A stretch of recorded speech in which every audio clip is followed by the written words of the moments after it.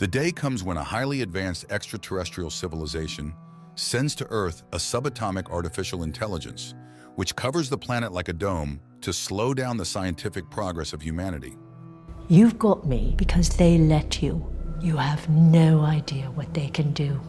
The year is 1966.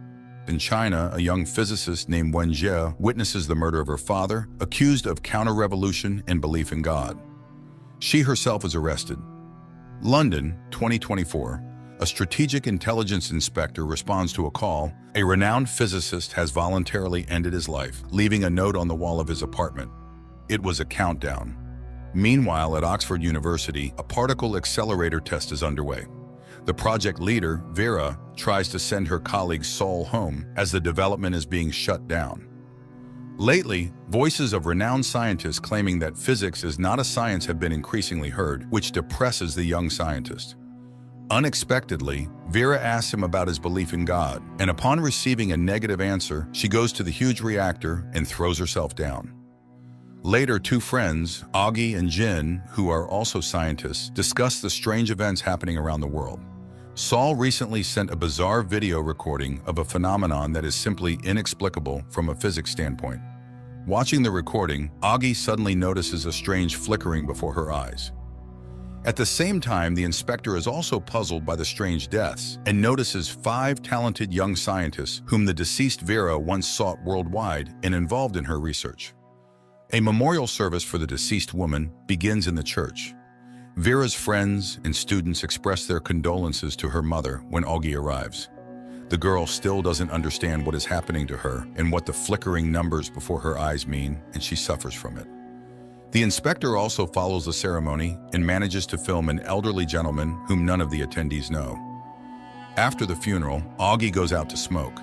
She sits on the steps in a quiet alley, but her lighter is broken.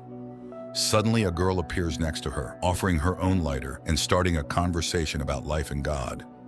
Augie even takes her for a recruiter to a sect, but then the girl suddenly offers to stop the countdown ticking before Augie. All she needs to do is shut down her nanofiber research project, and tomorrow at exactly 12 o'clock in the night sky, she will see the universe winking. Then the recruiter leaves. We are shown again the year 1967. After her arrest, Wen Jie is sent to a secret radar base, where she will have to serve for the rest of her life. In the present time, the inspector manages to find out that the owner of an oil corporation, a very wealthy man named Evans, was present at Vera's funeral. But tracking his helicopter was unsuccessful. Another oddity emerged. One of the deceased scientists had a very strange, shiny helmet, which intelligence failed to obtain. Meanwhile, Vera's mother gives the same helmet to Jin, who came to visit the woman. And then it turns out that Vera's mother is the same Wen Jie who was arrested in the 20th century in China. Later, Jin puts on the helmet and is transported to virtual reality. She finds herself in the middle of a desert, over which the hot sun quickly rises. Trying to hide from it, the girl steps on something that turns out to be the dried remains of a person. She gets scared, takes off the helmet, and returns to reality. And Augie and Saul go outside this night, and at exactly midnight, the sky suddenly begins to flicker, as if the universe was indeed winking at people.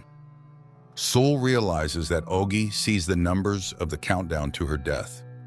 In the morning, Augie arrives at the institute, and just before the start of the quantum experiment, she orders to turn off the equipment, and immediately the flashing numbers before her eyes disappear. The action again shifts to 1967. Wen Jie learns that her colleagues are actually searching for ways to send signals to the inhabitants of extraterrestrial worlds. She calculates the trajectory and suggests sending it directly to the sun. Reflected from the sun, the signal is greatly amplified and reaches the far corners of space. But being forbidden, the girl does it at her own risk. In the present time, the inspector shows Augie a video recording of her conversation with the stranger, who is not present in the video. It can be seen how a cigarette is lit, how Augie talks to someone, but there is no interlocutor, and there are no signs of editing. The inspector tells Augie about the flickering numbers, which were seen by other physicists around the world. Jin puts on the virtual reality helmet again and finds herself on the first level of a strange game. A man and a girl approach her, asking her to solve the puzzle of this world and lead her to a distant pyramid where a king is waiting for them. It is the era of chaos now, and the king needs to know exactly when the era of order will come. Besides Jin, the king has other scientists, but the one who guesses correctly wins. And if she is wrong, an entire civilization will perish. But then above the pyramid, the scorching sun rises. The man pulls her into shelter, while the girl remains under the rays of the sun and instantly dries up, turning into a bundle of flesh. The man gives it to Jin, explaining that in this form, the body can live until the era of order. The woman returns to reality and decides to ask for advice from a scientist and her friend, Rooney.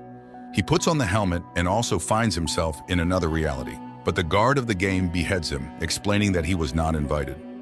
Frightened, Rooney takes off the helmet. He is sure that such technologies simply do not exist on Earth. While the pair discusses the game, the inspector listens to their conversations. Rooney, returning home, finds a package with a helmet and an invitation to the game. He finds himself in Old England and behaves quite rudely with the sir who meets him. Later, he excitedly tells his friend Will about it, and Will confesses that he is dying of cancer. Jin returns to the game and stands before the king, where her rival tries to guess the date of the beginning of order. She opposes guessing, as it is anti-scientific, but the predictor insists on his own and names a date. Then the predictor fast-forwards time to the era of order to test his mystical theory, and the day comes when the time of order arrives, and it is possible to bring the dried bodies back to life. Jin sees how the guards throw similar bundles, like the one she has from the girl, into the water. Once in the water, they quickly absorb moisture and turn into living people. Her girl also comes to life. Everyone rejoices in the newly found life, but suddenly the sun begins to recede, and a snowstorm hits the people. They try to save themselves, but freeze and shatter into pieces.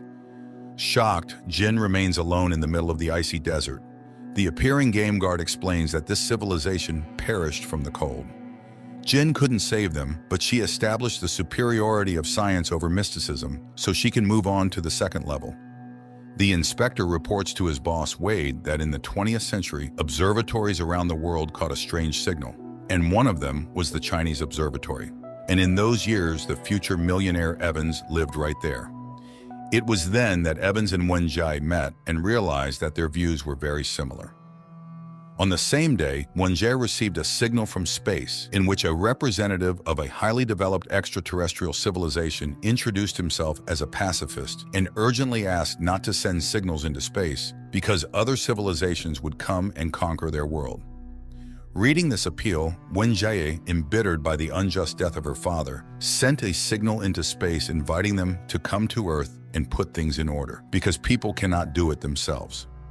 The action again shifts to the present time. Augie finds an alien virtual reality helmet in Rooney's house.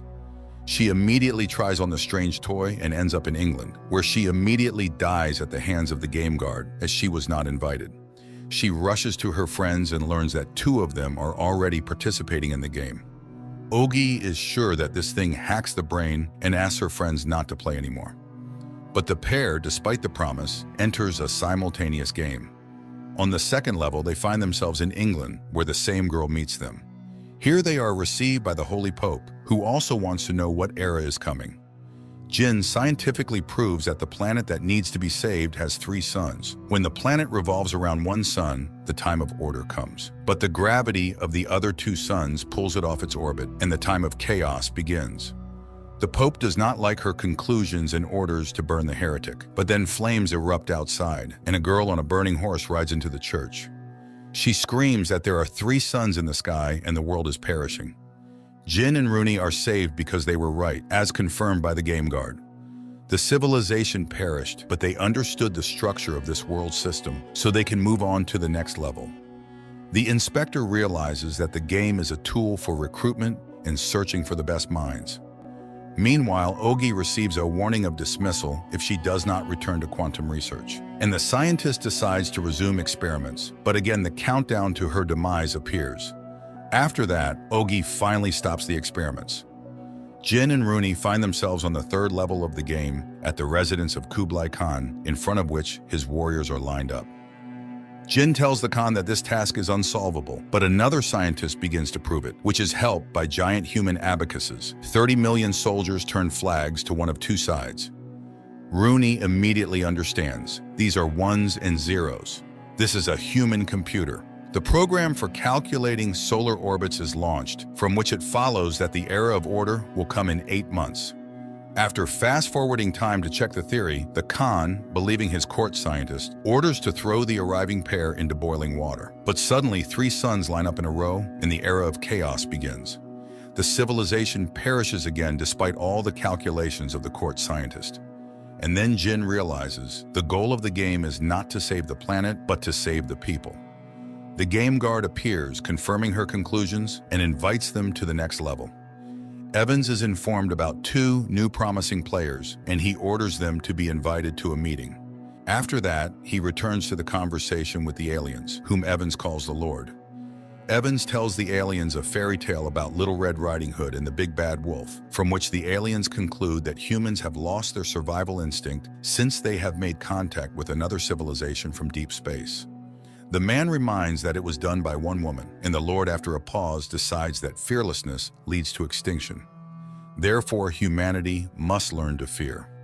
Jin and Rooney meet the recruiter, who congratulates them on advancing to the next level. Jin has realized the purpose of the game, and the answers to the rest of the questions will be found on the 4th level. The pair puts on the helmets and finds themselves in a desert. The game guard and the girl inform them that Jin was right. The 3-body problem has no solution. Having 3 suns, the planet is inevitably doomed. Therefore, they decided to look for a new home. They built thousands of starships, and this is the last hope of their civilization. But without the help of Earthlings, they cannot survive, and the girl asks people to help her kind. The puzzled people take off their helmets, and the recruiter confirms that this is all reality. The aliens, the Santi, are already heading here, and they created the game to tell Earthlings their story and prepare for the meeting with new neighbors. Rooney considers this a lie and refuses to play further, while Jin receives an invitation to the meeting. Meanwhile, Rooney returns home, not noticing that the inspector is following his house. Rooney goes up to the 2nd floor and suddenly sees the recruiter there, who pushes the guy onto a glass wall and kills him, and she disappears from the video. Friends learn about Rooney's death. The inspector reports that there is no image of the killer on any of the video cameras and asks Jin to go to the meeting as a spy to arrest the killers of their friend. Later, the inspector reports that they found Evans's ship, on which he, along with 1,000 followers, has been living in international waters for the last 30 years. That's why he is so hard to track down. At the same moment, Evans receives a warning from the Lord that his enemies know about the upcoming meeting. But there is no need to fear. His people will be protected. Evans calls the enemies pests, which he has to explain to the aliens because they associate this word with bugs that can be simply crushed. Remembering the fairy tale about Little Red Riding Hood read to him by Evans, the Lord concludes that all humans lie, and they cannot coexist with liars. They are afraid of people. The Lord falls silent and no longer responds to Evans. Jin goes to the appointed place to meet with the followers of the aliens. The founder of their movement is invited to the stage, and Jin is surprised to see Wenjie. The woman begins her speech, promising salvation from the Santi, who will arrive in 400 years. But they need to prepare the Earth so that the aliens can receive it as a gift. In the midst of her speech, the police burst into the room. Wenjie orders her people to obey, but when the recruiter sees the police taking Jin away, she realizes that the scientist is a traitor and opens fire. Chaos ensues, people die, but their leader Wenjie calmly watches it. Jin finds the inspector and takes her away. The detainees are put into cars, not noticing that the recruiter is not among them, who will return to the story later. On one of the days, the inspector interrogates Wenjie, who confesses to receiving a warning from the aliens and sending them an invitation to Earth, as humanity is incapable of saving itself. The Lord, that is, the aliens, allowed her to be captured because apparently she is no longer of any use. Evans turned out to be Vera's father, and Jin is needed by them because she is considered the best physicist. After Wade's report, they conclude that Evans must have kept all records of his negotiations with the aliens. But how to capture his ship? It's clear that while the special forces will be storming the ship, Evans will simply destroy all the evidence. And the ship is just approaching the Panama Canal, with the Lord still not making contact. The inspector asks Augie to help the government and resume the production of nanofibers. Together, they go to her laboratory, and the girl turns on the equipment. Contrary to her fear, the countdown to her demise in the case of developing ultra-strong nanofibers does not appear. Later, Wade, with the help of a team of naval soldiers, installs the system developed by Higly on the shore of the Panama Canal, disguising it as old columns. The girl suffers from a guilty conscience because of the children and women on board, but Wade reminds her of the fate of all humanity. And then the ship enters the canal. On Higly's command, columns with invisible, ultra-strong nanofiber strings rise above the water, but no visible effect is observed. And when the military already thinks that the technology does not work, the invisible strings start cutting everything that comes under them. The invisible death destroys metal and bodies with equal relentlessness. Evans, realizing that something terrible is happening, manages to take the disc with the recording of the negotiations, but dies in the ship's hold. The ship is carried ashore, where it crumbles into a huge burning heap. Later, the wreckage is searched, and the disc is found at Evans's corpse. Specialists of the administration try to decrypt it, and when they are already in despair, it suddenly opens. And the aliens themselves did it. Wade tells Wenjie everything, who is still confident that the aliens will help the Earthlings. And then the man lets her listen to the recordings of Evans's conversations with the aliens. The woman hears with horror that the aliens cannot live with humans because humans are liars. Later, Wade brings Jin to headquarters to show her the decrypted materials about a mysterious sophon. In the movie plot, this is an elementary subatomic particle capable of moving at the speed of light. The woman suggests the chief put on a helmet, and they find themselves in a desert where they are awaited by the game's guardian. She says that the aliens are not at all like humans, and also reports that their species is doomed. They have to fly to Earth for another 400 years, but during this time, humans will manage to create the newest weapon capable of destroying the aliens, because progress on Earth moves at a speed unimaginable for their species. After all, the Earth's world is stable, unlike the constantly dying planet Santi. That's why they decided to destroy Earth science, for which they invented sophon. There are more than 3 dimensions in the universe, which are folded in such a way that they are not visible, but Santi has the technology to unfold them. They focus unimaginable energy for humans on one proton and open it in a higher dimension, after which it becomes gigantic. And using this technology, Santi created artificial intelligence the size of an entire planet and reduced it to the size of an elementary particle. And now sophon is demonstrating its capabilities on Earth. All of Santi's resources went into creating 4 sophons, each pair of which are connected by the effect of quantum entanglement. 2 remained with Santi, 2 were sent to Earth. Everything that people see and hear, the aliens see and hear simultaneously, even if they are separated by light years. Sophons have almost no mass, and they are easy to accelerate to the speed of light. So they recently reached Earth and infiltrated all the laboratories where the planet's best minds work. So soon, science will be destroyed, because instead of truth, people see wonders. The world is entangled in illusions. People see what Santi wants to show them. They are everywhere and constantly observe processes, revealing human lies. So soon, Earthlings will learn to be afraid again. Jin and Wade take off their helmets and exit virtual reality. Around the world, gadgets start to turn off. A message appears on all video panels calling people bugs, and the sky is covered with an unknown substance which transforms into something resembling a huge eye. And only the wounded but alive recruiter rejoices at this. Upon learning that aliens were heading towards Earth, the world was thrown into turmoil. Riots broke out, which the police and the army had to quell. Despite assurances that the aliens would not arrive for another 400 years, Earthlings are preparing to declare that they are not bugs. Funds are being organized everywhere to raise money to fight the aliens, although some believe in Santi's good intentions. On one such day, the inspector brings scientist Jin to Wenjie, who concludes that the professor is simply a traitor to the human race. Under the leadership of Wade, the main headquarters for the defense of humanity is being set up. He gathers the best scientists on the planet and announces the start of the war with Santi. Despite the aliens having sophons, humans have a chance. The first thing to do is to gather information, for which a probe will be sent to meet the Santi fleet. But for this, its speed must be no less than 1% of the speed of light. Hearing that scientists do not believe in such a possibility, Wade summons Jin and gives her the task of developing such a probe. And the girl does it. She arrives at the headquarters and demonstrates her idea.